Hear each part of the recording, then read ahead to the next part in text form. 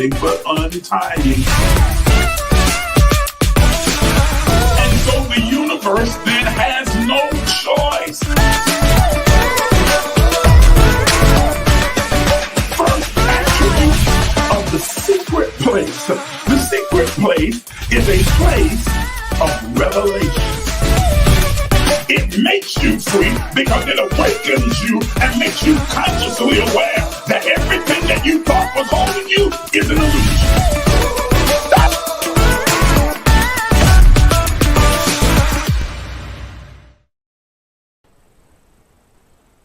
Good morning, everybody. Good morning. Please forgive the lateness in arriving here. I was having some camera issues early this morning, I tell you. But we finally got it straightened out and we are here. And I am glad that you are here.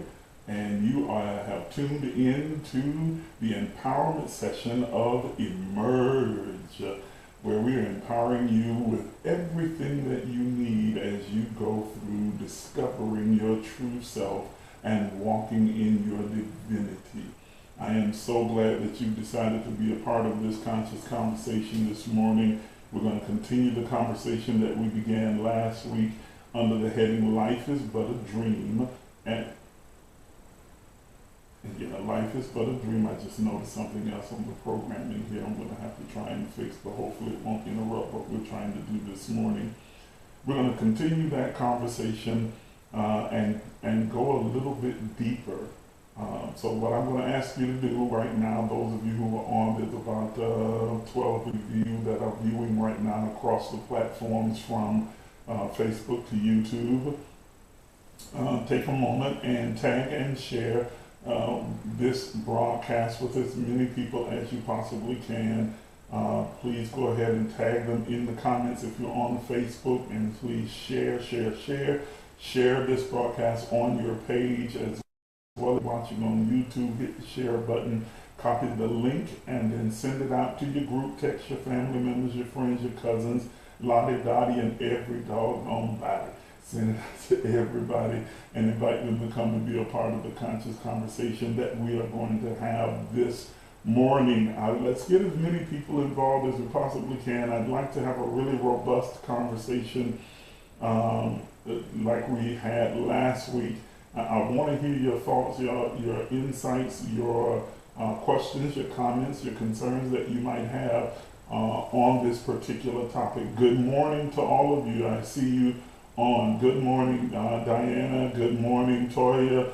Toya's always ready and on the spot, going and tagging a whole multitude of people. If everybody she tagged actually showed up, I'm telling you right now, we'd have so many people on here we wouldn't be able to count them all. I appreciate your faithfulness and your consistency in doing something. So, good morning, Teresa. Good morning, good morning. Hope that you are recovering well, doing well, and just thriving and getting better and better. It's good to see you. Good morning, good morning, good morning to all of you that are on, and as well as those of you who are just kind of there in the gallery watching but haven't said good morning or said anything. Good morning to you. Good morning. Hope you had your coffee. If you don't, go ahead and grab your cup right now.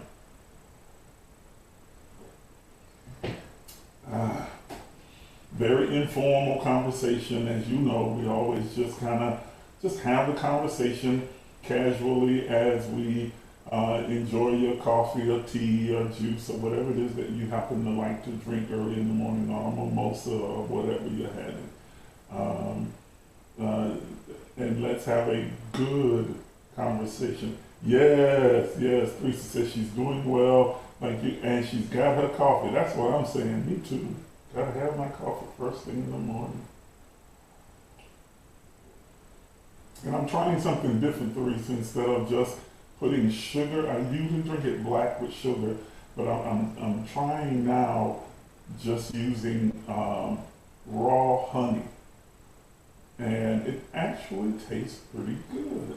I thought it was going to be kind of, weird, but it smooths out the taste and kind of brings out flavor a little more. And I know that raw honey is a lot better than, of course, that granulated sugar. So I'm making the shift. I'm making the shift. I don't know if you've ever tried that. You might want to try it. It's good. It's good. It's good. I'm about ready to go grab another cup. Good morning to all of you. Glad that you have decided to join us. All right, so let's get in. Let's get started. Last week we began the conversation centered around an old nursery rhyme. The one called "Row, row, row your boat gently down the stream, merrily, merrily, merrily, merrily. Life is but a dream." And thus the title of this particular topic or conversation that we're having this morning. I want to kind of recap what this classic nursery rhyme, if you were like me, like I said, I remember in kindergarten, Miss Carol teaching us this particular song, and then we started to sing it in rounds. And so split the class up into 3 parts, and then everyone, row, row, row your boat, row, row, row your boat, row, row, row your boat, and then you all end with the last part of life is but a dream. And we would just continue that, and it was such fun to do.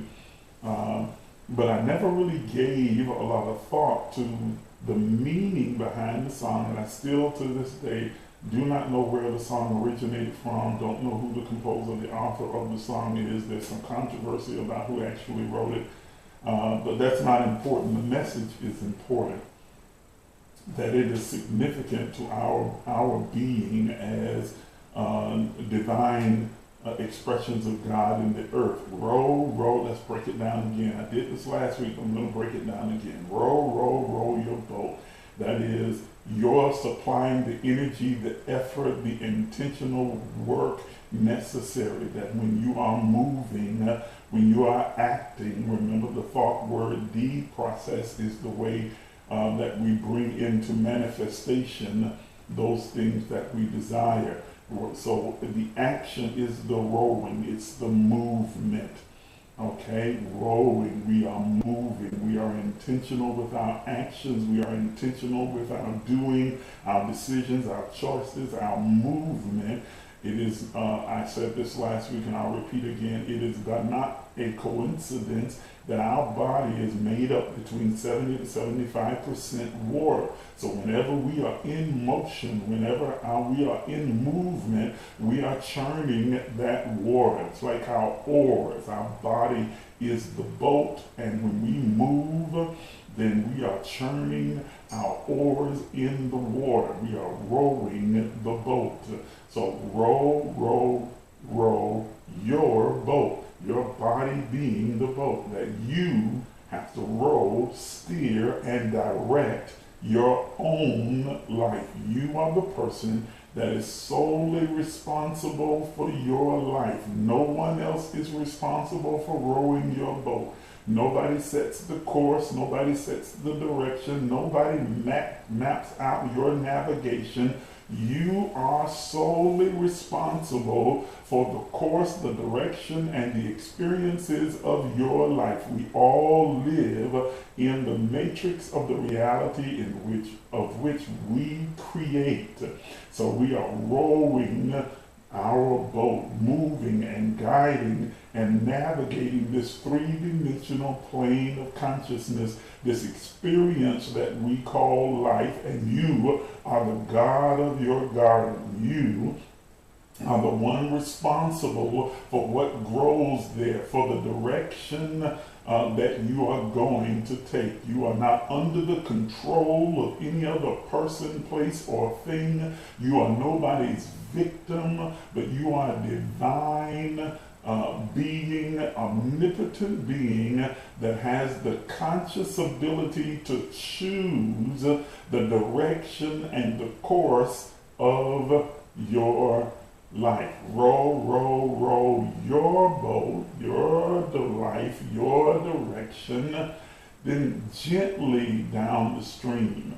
Gently, meaning that I am going with the flow, going with the current. One of the most difficult things in the world is trying to row against a current. That is not gently rowing. You are then ferociously fighting and struggling with your row because you are trying to row upstream when the flow of the current is going downstream. So when he talks about rowing your boat, directing your life gently down this stream of consciousness, it means that I've learned how to go with the flow, that I understand that every single moment in my life is designed to assist me, that everything is for me and absolutely nothing and nobody is against me, whether that is consciously or unconsciously. They are not against me. Nothing is against me. And so when I go with the flow, because I've learned from the four agreements not to take anything personally, I view things from a higher perspective. I operate at a higher vibration or a deeper level of anointing or spirit, if you will. And I am able to perceive the for me, all things working together for me. I'm able to perceive that in every eternal moment of the now.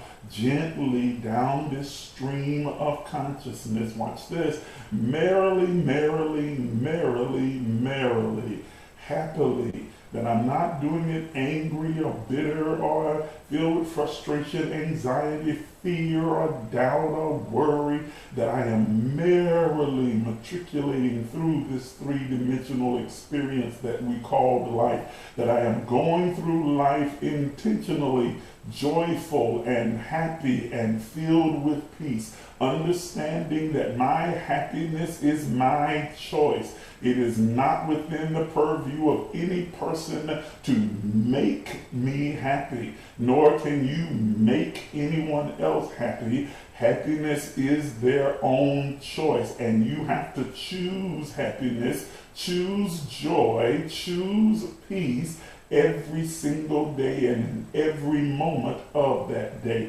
You choose to be joyful. Remember that happiness is where you are right now, or it is nowhere at all. That happiness is not some external thing that you are hoping to achieve. It's not a place that you want to journey to.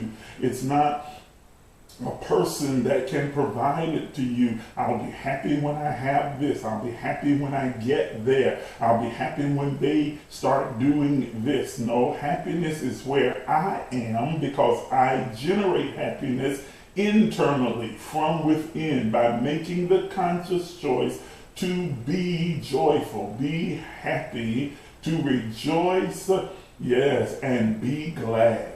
I'm making the internal, intentional, deliberate choice to rejoice and be glad, or in the words of Bobby McFerrin, to not worry, but be happy.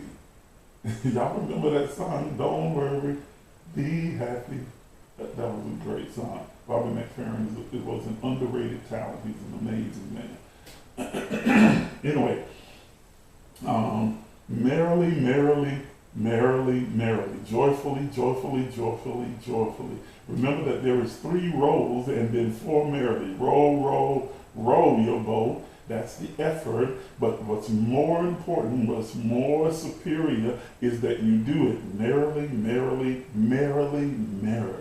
That you do it with joy. That it is important that your efforts, your movements, your choices, your decisions, your work is something that you are doing with joy. That you are doing. That's why the old saying is that when you are doing what you love, then you'll never have to work another day in your life, because it's not work anymore. You are doing or performing a task or doing something, fulfilling a role that you absolutely love, that you're joyful about. It's that you have found your reason for being, your purpose, what you are passionate about, and so therefore what others would think of as work for you is a delight. It's a joy.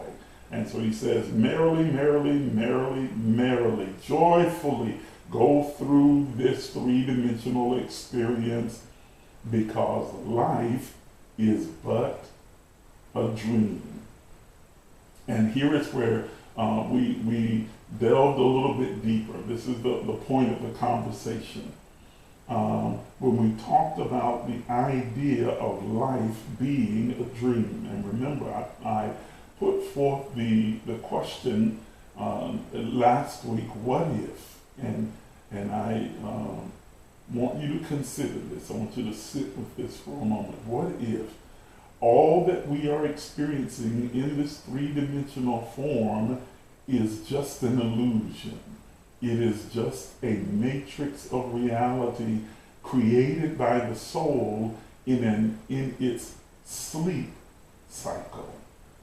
That the soul is, as it enters into a stage of sleeping or rest, that in that state it dreams a dream, and we are experiencing that dream in three-dimensional form.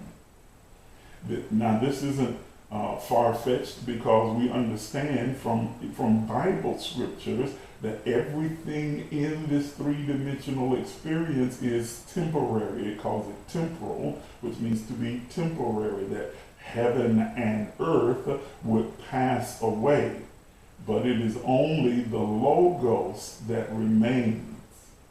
The word, the logos, the thought, the idea, the concept. Are you understanding that heaven and earth, this three-dimensional form, human form, innate tangible, what we call tangible form, will pass away because it is of a dream or an illusionary state. It is the creation of the dream imagined by the soul in its sleep cycle.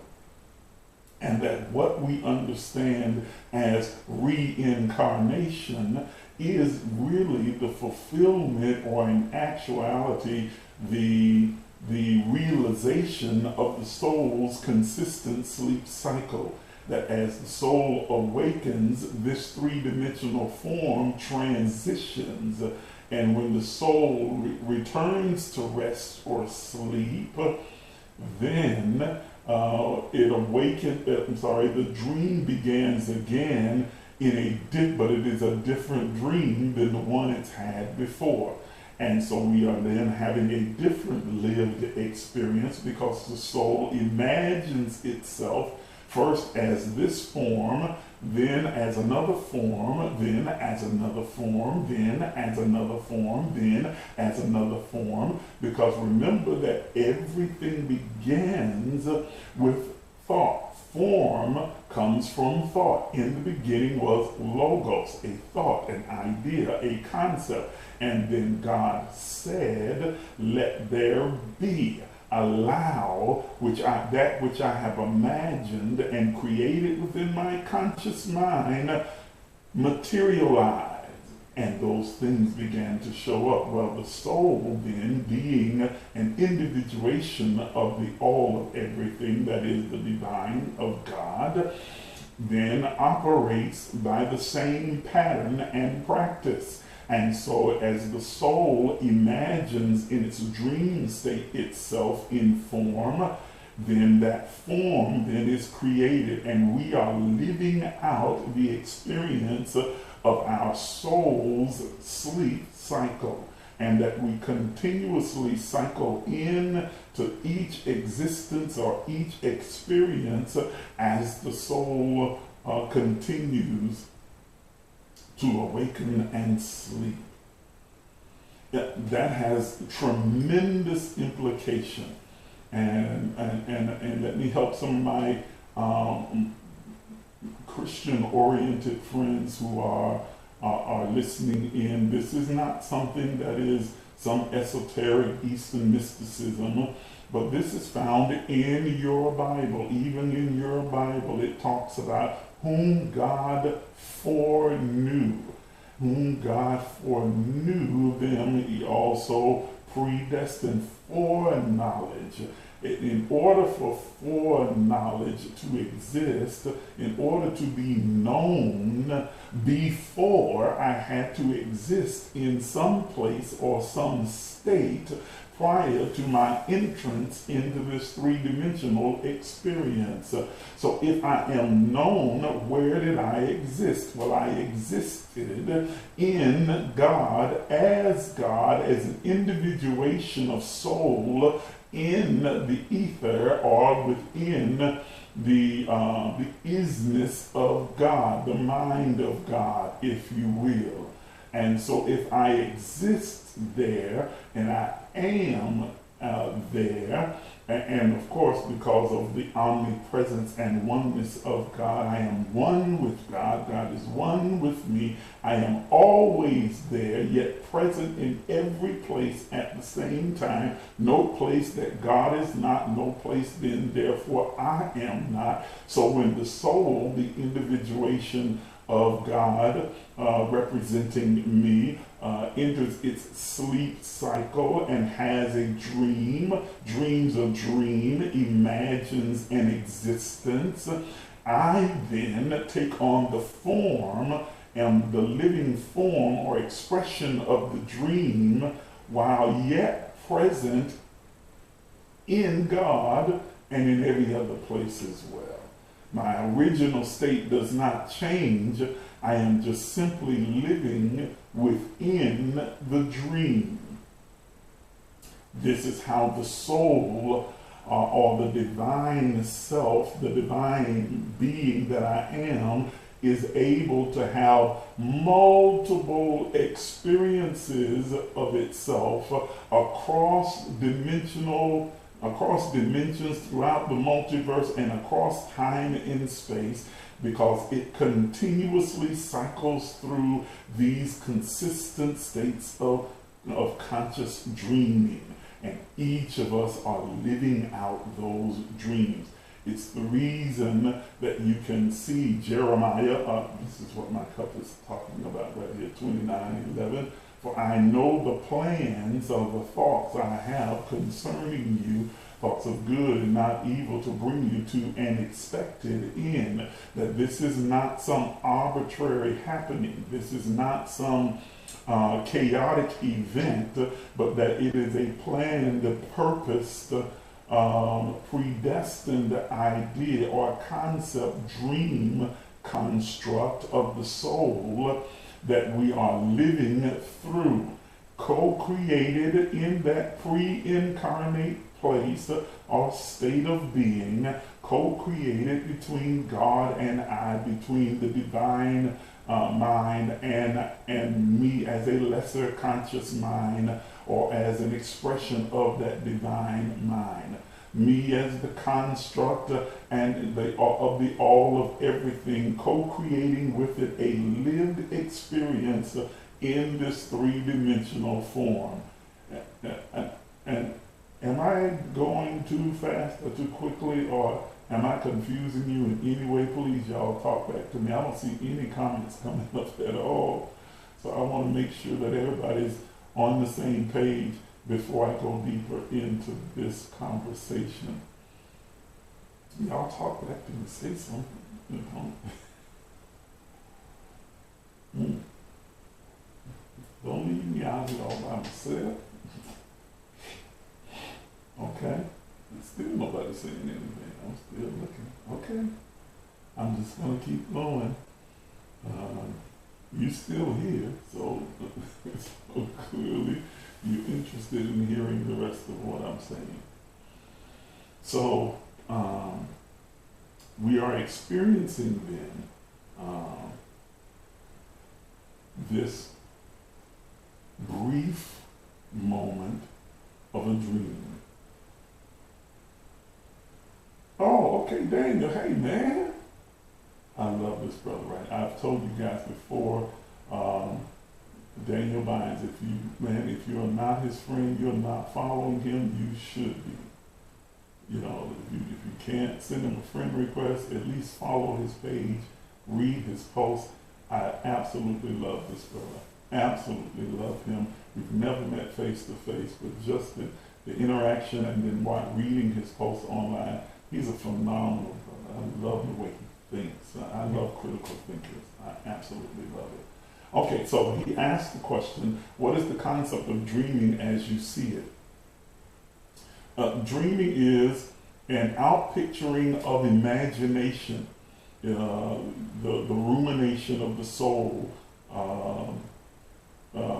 It is also for us, and this is where I'm actually going to go later in the conversation, but since I'm answering the question, it is also for us a portal or doorway or passage or respite, if you will, that allows the soul to fully experience and express itself in different forms, places, and spaces.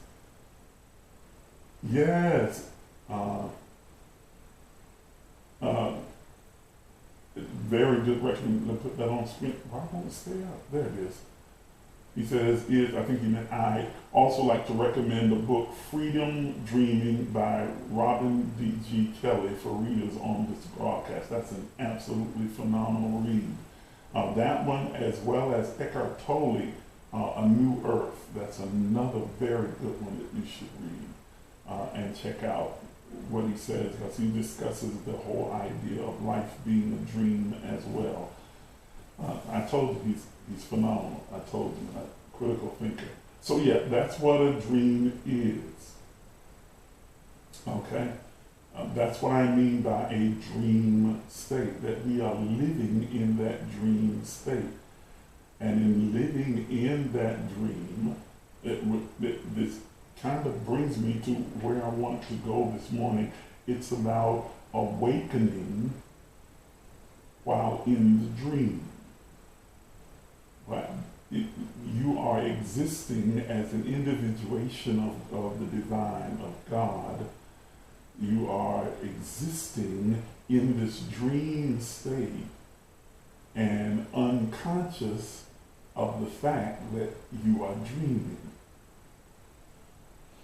It's when you are living in a dream state. You ever had a dream that seemed so real that you thought that you were actually experiencing it, and when you awaken from the dream is when you realize that you were dreaming, yet at the same time that the dream felt real, the feel, the sensations, the experiences, you have that residue in your three-dimensional form because it seemed so real. You were unconscious of the fact that you were dreaming, and you began to think that the dream you were having was reality.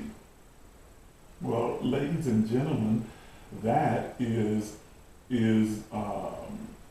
what's the word I'm looking for? Well, that is directly related to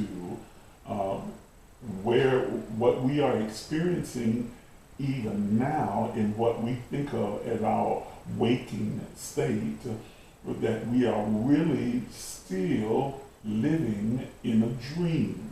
We are living in the dream of the soul itself, that this life is just a dream experience. And that when we have an awakening, it is when we begin to become consciously aware of the dream state that we are living in.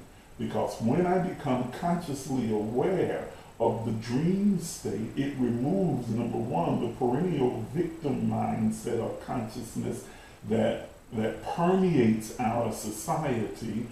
It also empowers me to understand that everything that exists in this three-dimensional experience, this stream of consciousness, exists there because I choose it to, and it is designed to assist me to awaken further, to bring me to higher states of conscious awareness, bringing me into dimensions of awareness of my beingness in this stream of consciousness. I recognize that everything around me then is subject to my determination or will. That not everyone, everything around me, not everyone, now please make that distinction, but everything around me, every lived experience is subject to my will. When I am consciously aware that I am living within the creation of, or the co-creation of my own soul in this dream state, I am then removed from that state of victim consciousness, thinking that things are happening to me, and I began to become fully aware that what is happening for me, because in my pre-incarnate state, I co-created with the divine this particular experience to bring me to another state of awakening or consciousness, to awaken me further. Eckhart Tolle has a really great quote. I want to read it just a second. He says, when we are awakened within the dream, the ego-created earth drama comes to an end and more benign and wondrous dreams arises. This is the new earth. Let me read that again. When we are awake within the dream, when we are awake within this stream of consciousness, when we become consciously aware of the dream state of our existence, the ego-created earth drama comes to an end, because all of the different dramas that we experience within the earth are created by ego. I want you to think about that for a moment. Sit with that for a moment. Let that sizzle in your spirit, as Wayne would say. Okay? All of the dramas that we experience in this three-dimensional extreme of consciousness are ego-driven. They are ego-driven. Every war is the result of ego. Every fight, every skirmish is ego-driven. The way people drive and move through traffic is ego. That's why people are so selfish. You ever see someone where, they're driving along at a very slow clip, and so you go to the other lane to go around them, and then they speed up? Now, they were driving along slowly the whole time, but ego kicks in and says, I'm not going to let you get ahead of me, and so they decide to speed up. Or you're trying to merge into the traffic, and they speed up to make sure that you can't get in front of them. Now, it only means if you're both going to the same place, you will arrive seconds before them, or they will arrive seconds before you. But the idea of someone getting in front of me, the ego kicks in and says, can't allow that, so I got to make sure I cut you off and make sure I speed up. Those conflicts are ego-driven. Oh, okay, hold on one second, guys. Daniel says, my working practice right now is playing out at the intersections of spirituality, history, and psychology. So I think it's important, particularly for African beings, to not only consider the dream state of the soul, 4 and 5 dimensional, but also how does dreaming allow us to recapture our African Afrocentric mind and psychology in this 3-dimensional experience. I challenge, I think that means folk, to sit with an I. Yes. Who are we? How have I or we become who we are? Am I we who we created and sent to be? That is phenomenal. That is absolutely phenomenal. And that actually ties in perfectly with what the conversation that we're having. As African beings and as spirit beings, in humanity as a whole, but the focus being on us as African beings, to not only consider the dream state of the soul, 4 and 5 dimensional, and I have not really talked a lot about fourth dimension, five dimensional, and there are multiple more.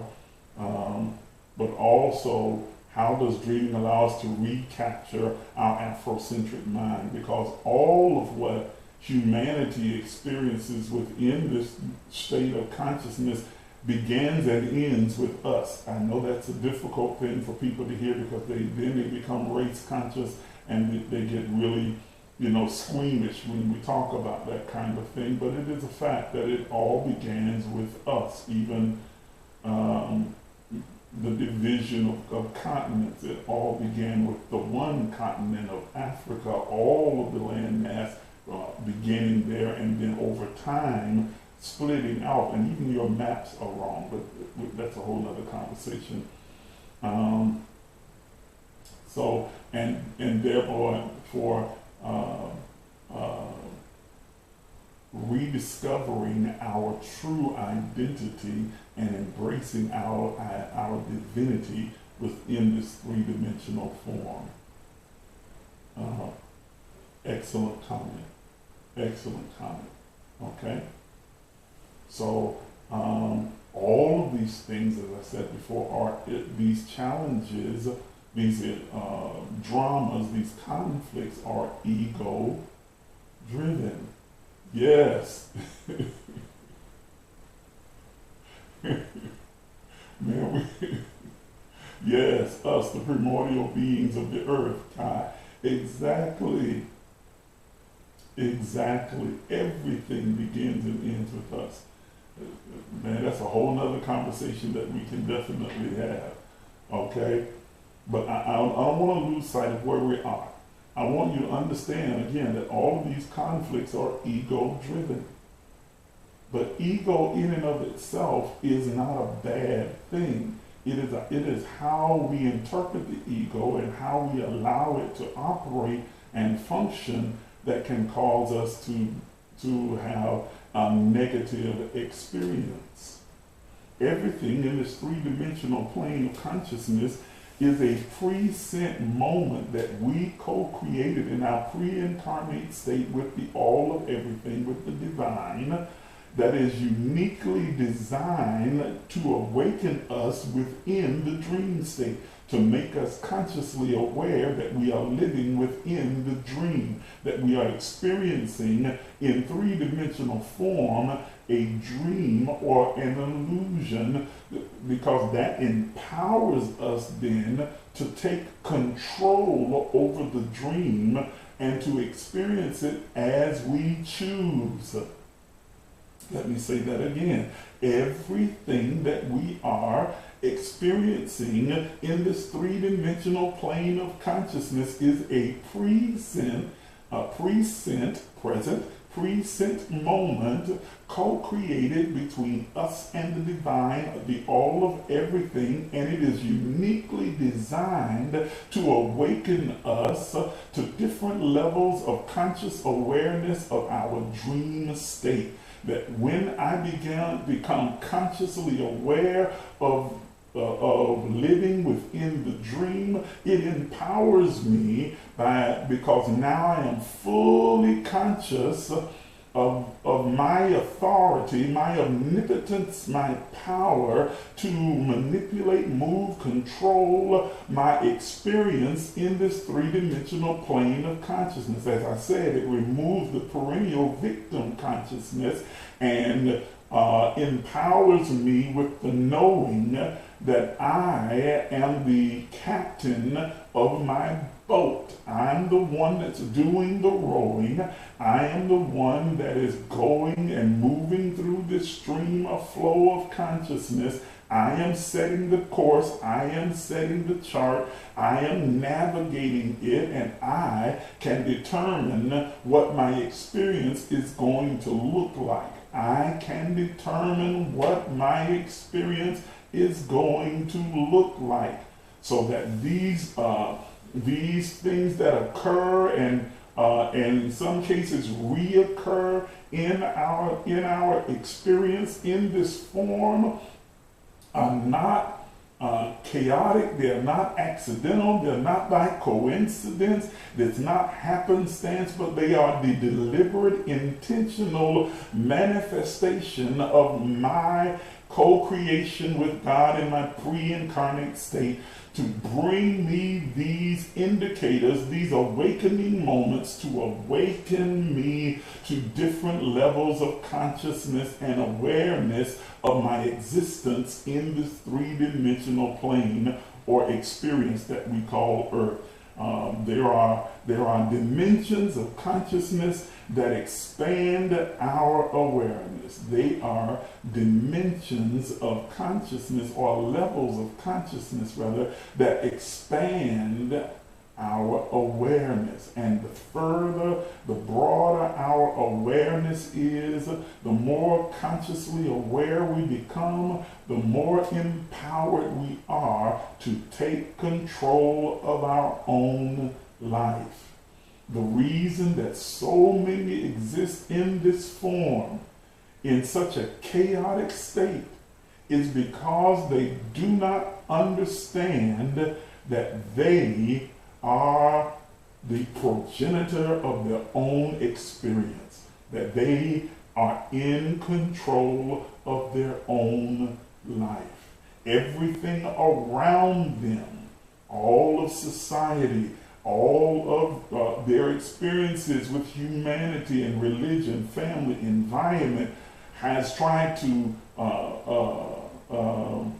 ground them in this fear-based ideology that you are some kind of victim, that you have to perform and do tricks in order to earn the favor of an invisible being that is replicated in three-dimensional form as Santa Claus, but we call it God, and that it rewards you if you will appease it, if you feed its insecurities, if you will not feed them but align them, if you will somehow cause it to feel more good about itself, then it will reward you because you are obeying, you're an obedient child and obeying supplicant.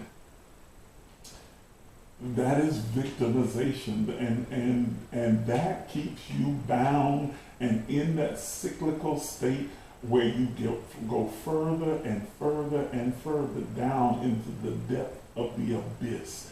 That is living in hell. That is the actual manifestation of hell, where everyone is worried about and preaching about and teaching about this imagined existence in some place down below the earth in a torture chamber with a supervisor named Satan that's sticking you with a pitchfork and you are burning with fire.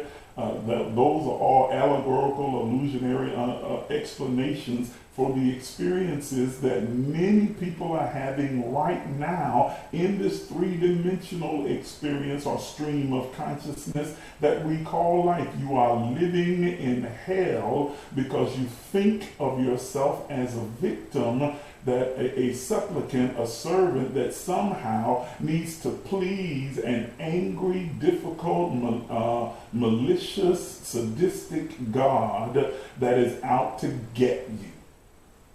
And so because you think God is out to get you, then you think life is out to get you, that life isn't fair and life is against you and that everything is against you, and Murphy's Law, anything that can go wrong will go wrong, and things just gets worse and things get bad, and it's never going to be good. You're never going to be good enough. You're never going to, and every time you think I need to achieve this, but when you get to achieving that, then the goalpost moves again because you are striving for an imaginary finish line that doesn't exist because you are operating from that state of victim consciousness.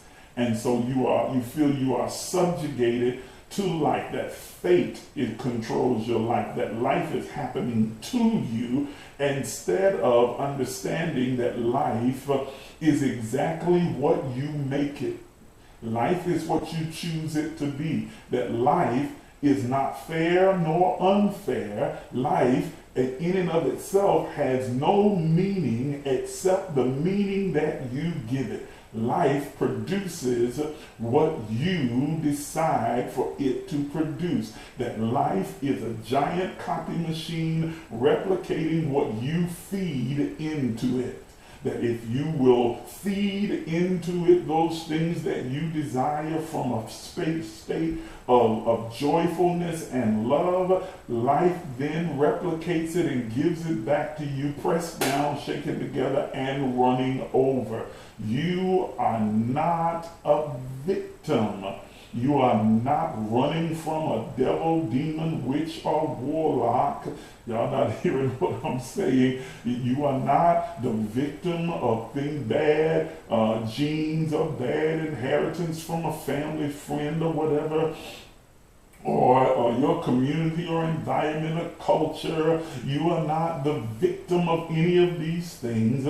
You are a divine, unique individuation, expression, and expression of God experiencing itself in form, and you have not only the authority but the ability to shape your experience in the dream. You get to, when you recognize that it is a dream, then you can begin to determine how you experience the dream. But when you are operating from the place of a victim consciousness, an unconscious state where you are not aware of the dream, then everything that happens, every challenge that you face in it, when you are unaware that it is a dream, then it just plunges you further into a deeper unconscious state, and the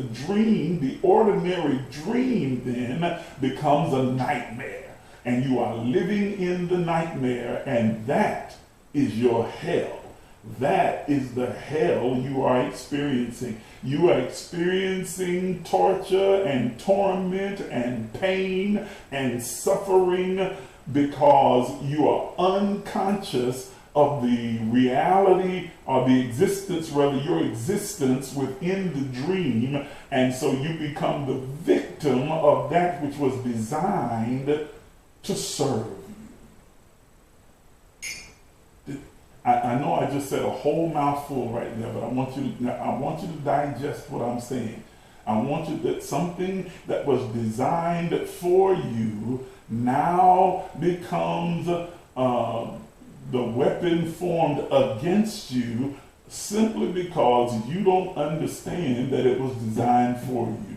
You don't understand that you are existing within the dream state, and therefore you have all the power, and you instead give your power to it, to them, to their.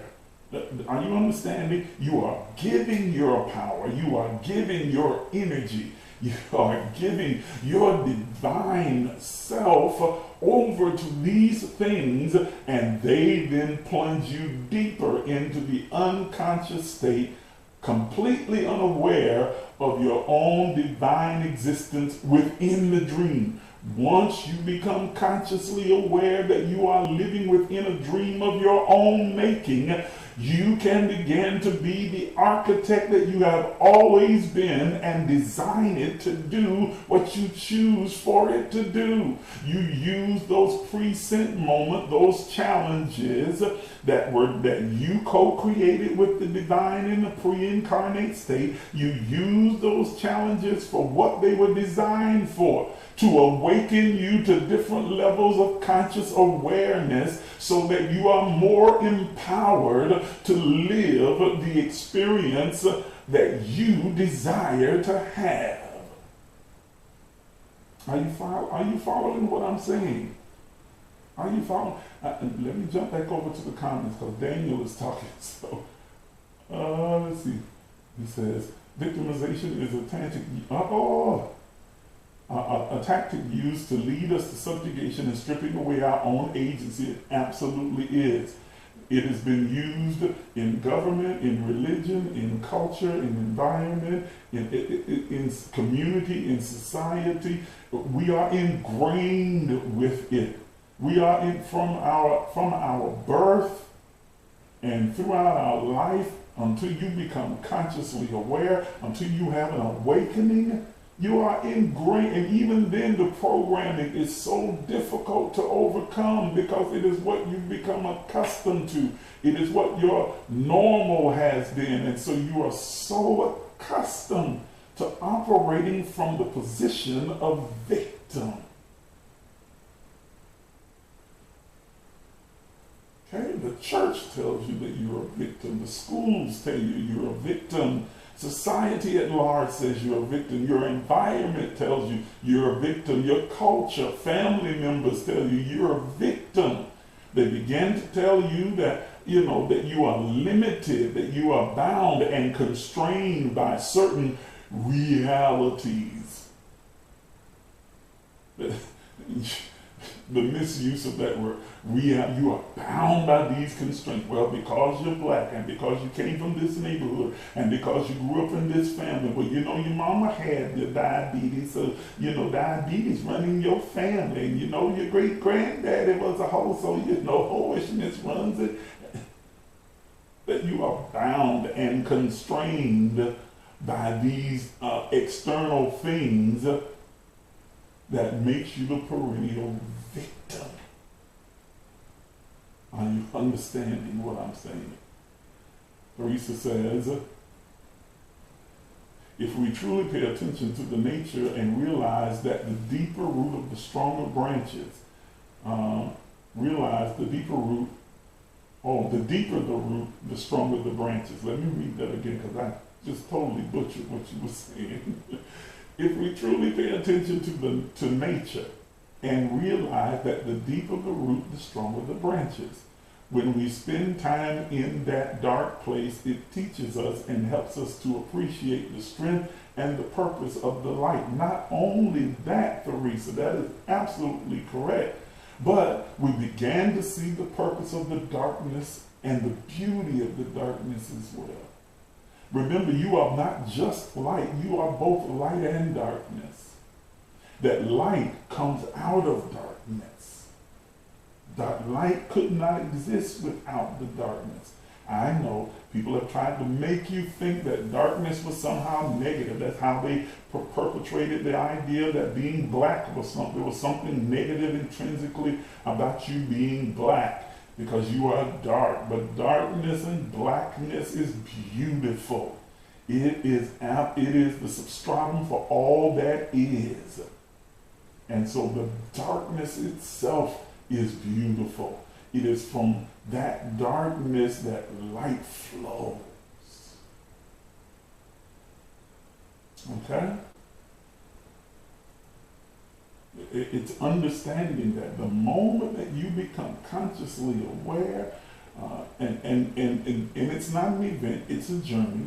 It is a journey. Let me say that again. It's not an event. It is a journey. It's not like you're going to wake up tomorrow, like today, whether you have this conversation. It's like, oh, I'm living in a dream state. Okay, that's good. That's one level of consciousness. You at least awaken to the fact that you are in the dream and that you're going to wake up. But while in the dream, you control your experience in the dream. That's one level of consciousness, but there are multiple levels of consciousness that await you, and each of the challenges you are experiencing within the dream are designed to awaken you further, to take you further and further and deeper and elevate you higher to higher states of conscious awareness within the dream until you come to the point of transition where the soul awakens and you become aware of your truest self again in its original state until it decides to dream again. And be uniform once again. I called a friend of mine, a good friend of mine, some of you know him, Michael A. was like, what if I told you that Jesus had already come back?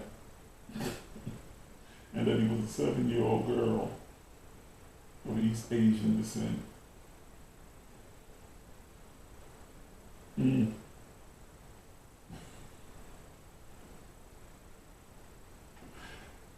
Oh, that I just said that. I'm not gonna get into that. I just said that y'all know that this is why I keep getting thrown in jail.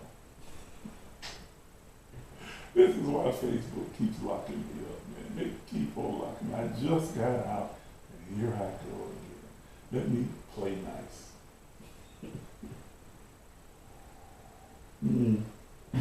Ooh, my coffee getting cold. All right. Don't pay no attention to what I just said. Pay no attention to what I just said. I was just giving an example of one of the crazy conversations that I had with a kid. Pay no attention to that. Pay no attention. Let's come back. Okay. But each of us then, now, because we become consciously aware of our dream state, that we are living within the dream, we're existing within the dream, that life is but a dream, then it also removes the overwhelming feelings of fear and doubt and unbelief and pain and hurt and disappointment, disquietedness and confusion, when I understand that I am existing within a dream. You don't get all broken and upset and tearful and sad and frightened and fearful when you are dreaming, because you understand it's just a dream. This life is but a dream. Now, in our next conversation, because I'm running out of time today, we're going to talk about dreaming within the dream.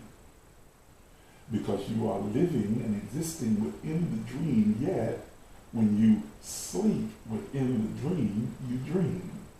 And so you dream within the dream. Is the dream within the dream a part of the dream? Or are you visiting reality? Experiencing reality? A whole nother conversation. We'll have that one in the next one. Dreaming within the dream and being consciously aware that you are dreaming within the dream.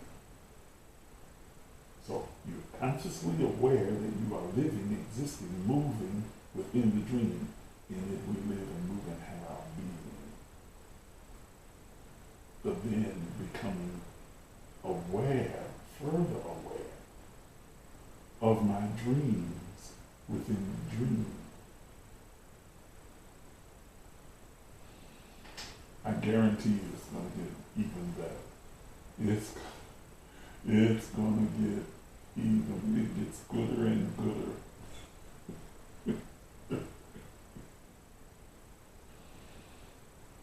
I want to go back up real quickly, and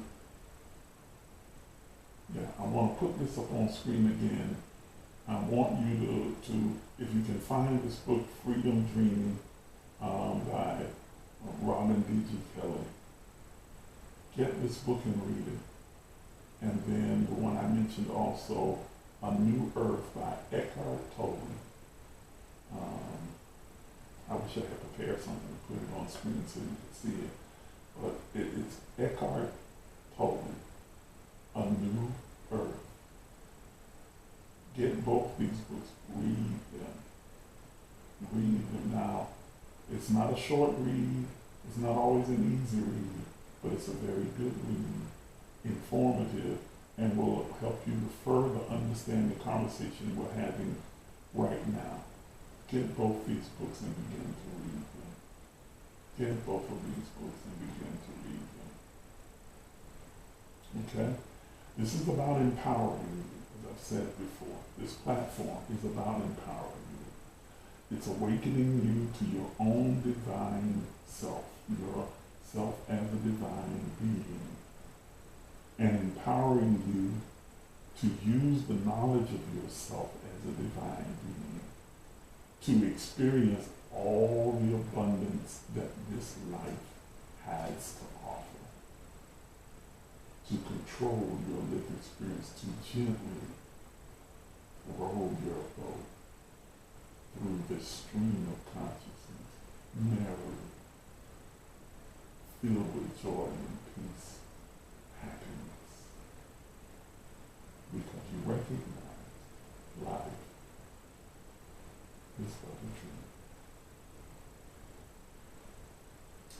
You wake up and then you dream again and have a brand new experience.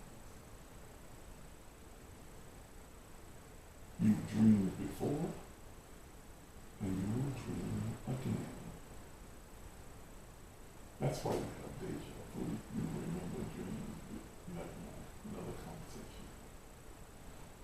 You've dreamed multiple times before, continuously, and you will dream again. And with each new dream, one you reveal the experience. All right. Yes, they're both on Amazon. Good question.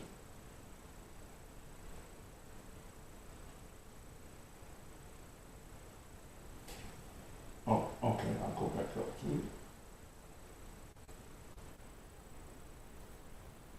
Freedom Dreaming.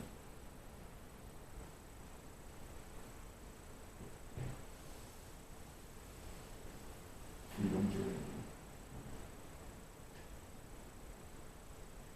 I'll leave that on screen. Any other questions, comments before we get out of here?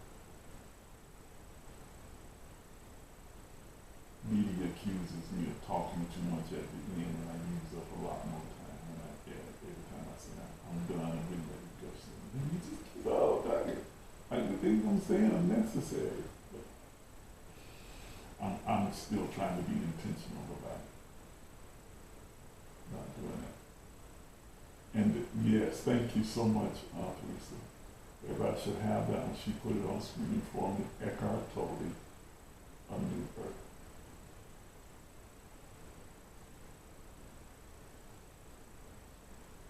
Both these books are essential and will be helpful to you. Any other questions or comments before we sign off?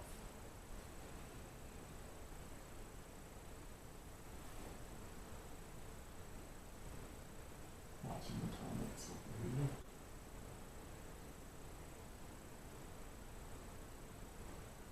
Okay. Well, if there aren't, remember to take opportunity to give if you like. You can give by using any of those methods that you see on the screen right now. I appreciate your support of the platform and your demonstration of appreciation for what we do here, each and every one of you. Thank you for tuning in, and I look forward to seeing you in our next empowerment session. You have an absolutely splendid day.